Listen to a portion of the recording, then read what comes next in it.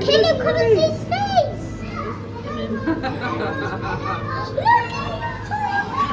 Caleb. Have a look!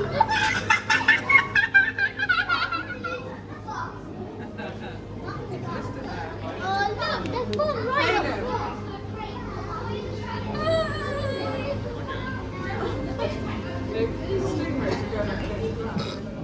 Was that foxfish? I'm not sure.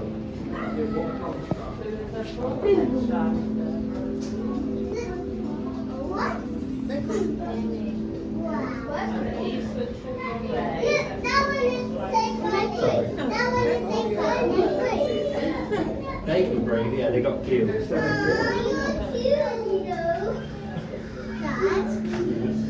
look at that fish. He has blue. He has a big nose. I found another one.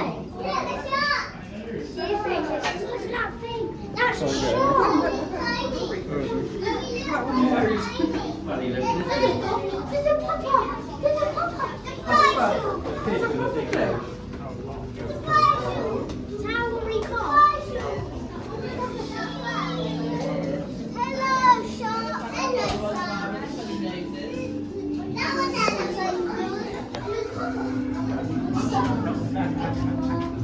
Let's go with the funny cards again. Look, it's goldfish. He's calling.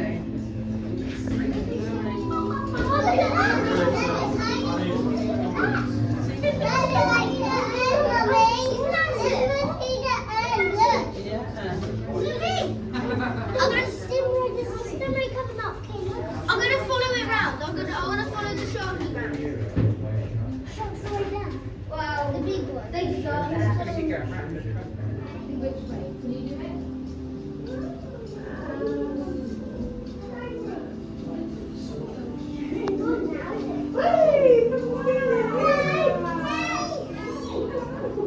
Yeah, but what if you were in the water? Would you be scared?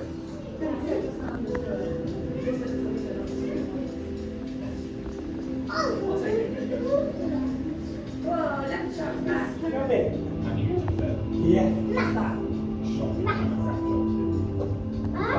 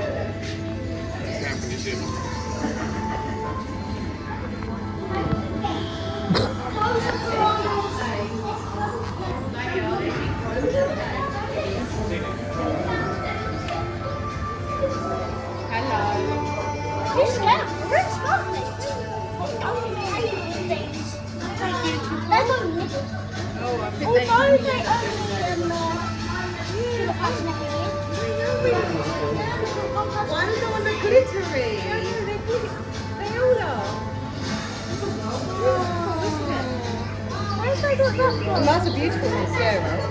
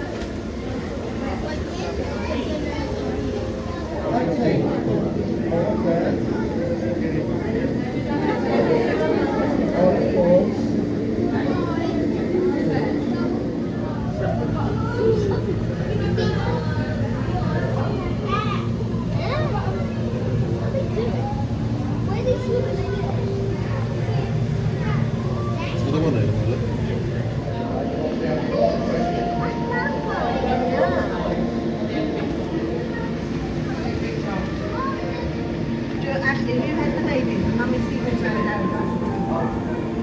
No.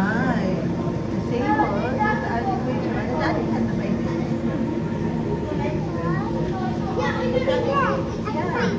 That's describe what seahorse is. Look at all of that. There's loads in this one.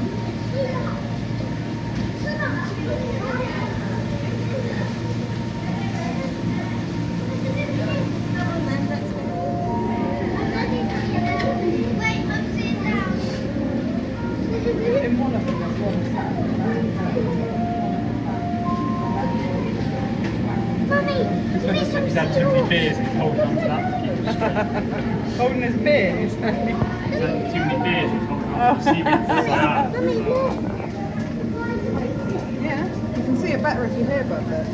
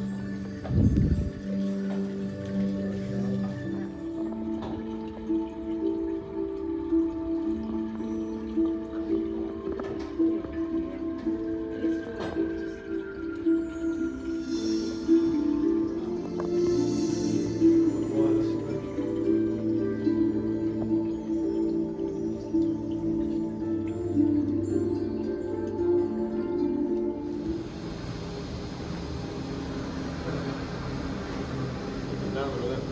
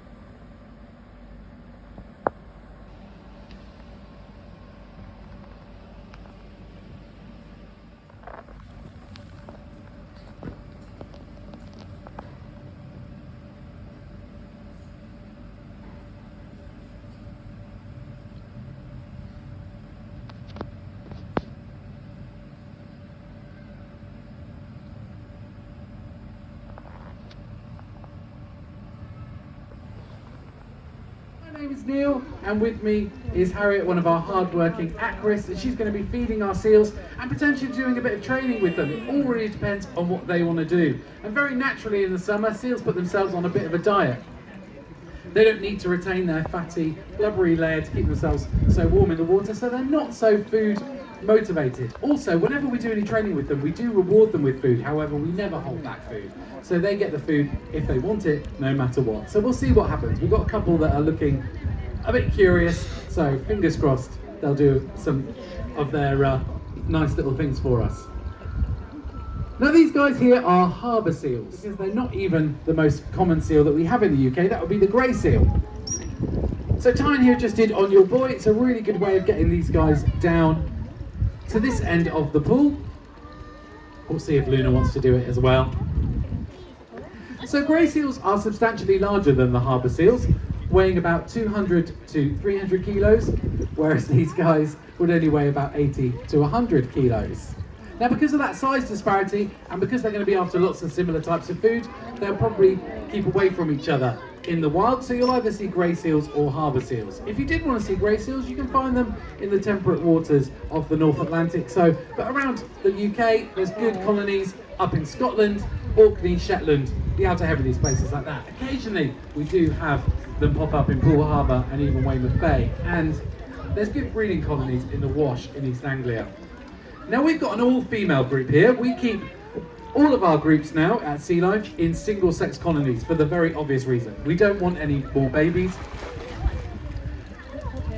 We're very happy with the numbers that we've got. Their numbers have actually really recovered in the wild thanks to ongoing conservation work and improvements to rescue and rehabilitation. So Tyne there taking her food and run. She's now going to play with her food. She is a bit of a show-off. She will do a little flip fish. Oh, no, she's going to eat it. I can always tell when she's playing with her food because seals don't chew their food, they will just swallow it whole. So yeah, like I said, we've got an all-female group here. We have 3 females, so they really are our answer to Destiny's Child. And Tyne here is definitely the Beyonce of the group. She's the most confident, she's the most sassy, she does what she wants when she wants to do, and she loves to show off, she loves to perform. If you've not been down to the underwater windows yet, you'll see Tyne and the others as well. We'll be swimming around, doing loads of little pirouettes for you down there. It's a really good place to see them really do what they do best under the water. They're very comfortable under the water, much more comfortable than they are on land. They can hold their breath for about 40 minutes. And on a day-to-day basis, don't dive much deeper than 20 metres, but they do have the capacity to dive to 300 to 500 metres if they ever needed to. So this is target training that we're doing with them here, asking them to come to target. It's a really technical piece of equipment. It's a tennis ball stuck to a stick, but it's a good way of getting them to come up close and personal, and then we can kind of give them a bit of a health check. We can check their head, check their body. We can sometimes even administer eye drops to them as well, which is really, really great.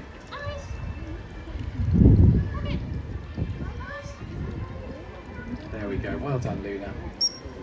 Which is a really good way of getting up close and personal with them because they look very friendly and a lot of people think they're very closely related to dogs. So as she's come up again, we'll talk about Luna. Now Luna is my favourite, don't tell the others.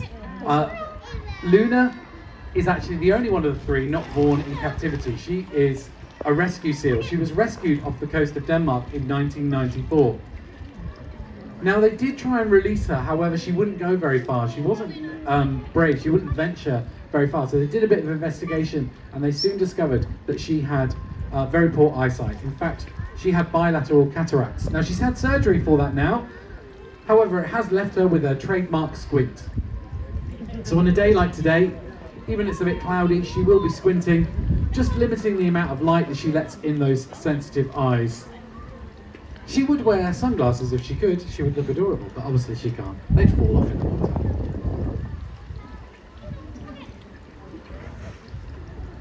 Now because Luna is a rescue, we don't actually know how old she is, so we have to estimate. Given her size at the time of rescue, we think she's at least 32 years old. Tyne is 19, and our final seal that I haven't talked about yet, Seija, is 20 years old. Now Seija was born in Blankenberge in Belgium, and sadly not long after she was born, her mum passed away. But thankfully Luna was also at that aquarium at the time, and very much adopted Seija. They've got a lovely adopted mother-daughter bond. And it is a bond that sometimes Luna will try and take advantage of, sometimes she will try and steal some of Seija's fish. So Seija likes to do on your rock. Because she's a bit more nervous, she likes to go do on your rock, which is a good separation technique for the seals so we can separate them out. Tyne is still chomping away here in the vain hope that she will get something. Now in the wild, seals can give birth to 1 pup a year. They give birth after a 9-month, 10-month gestation, and then they will go out hunting with it, and they're real generalists. We feed them on herring here, but they will eat lots of different things, lots of fish, cephalopods and crustaceans. Now if you want to know more about the great work our aquarists do, you can actually book a behind the scenes tour. Just go and see our friends at Admission about that. And if you want to help with our care and conservation work, you could actually adopt one of these seals. Just see our colleagues at the gift shop. So the final thing we do is just bang the dish on the side just to say all the fish is gone. And as you can see, suddenly we become very uninteresting to them. Oh, maybe. So off they go. If you guys have got any modified nest boxes that we put in there, they were like little dog kennels or cat cabins, but with the bottom taken out. So they can still burrow into the ground, they can still nest as they naturally want to do, but the structure over the top makes them feel very safe and secure, and they raise 6 chicks themselves. And those chicks, memory test for me now, are Steve, Rob, Bindi, Claudia, Wayne, and Jack.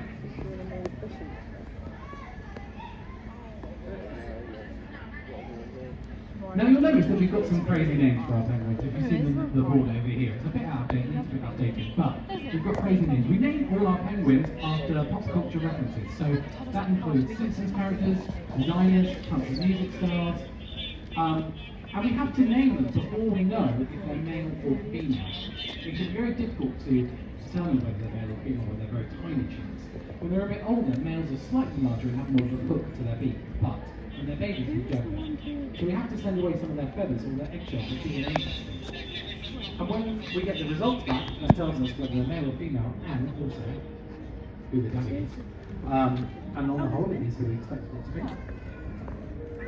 But that has led to some slightly incongruous names with the original inspiration. So for instance,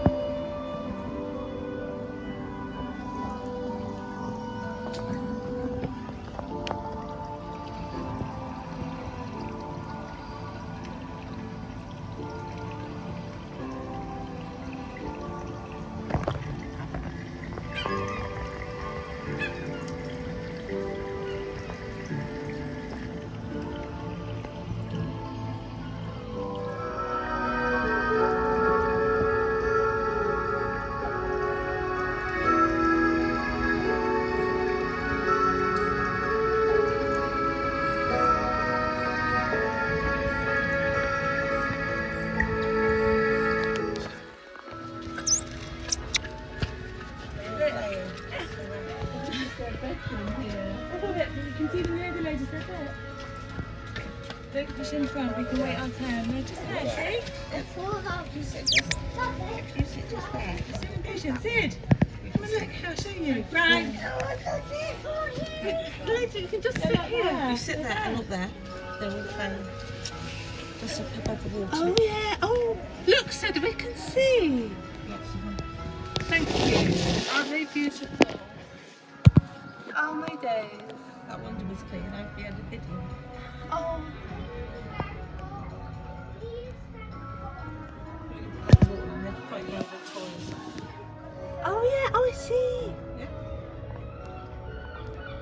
Oh,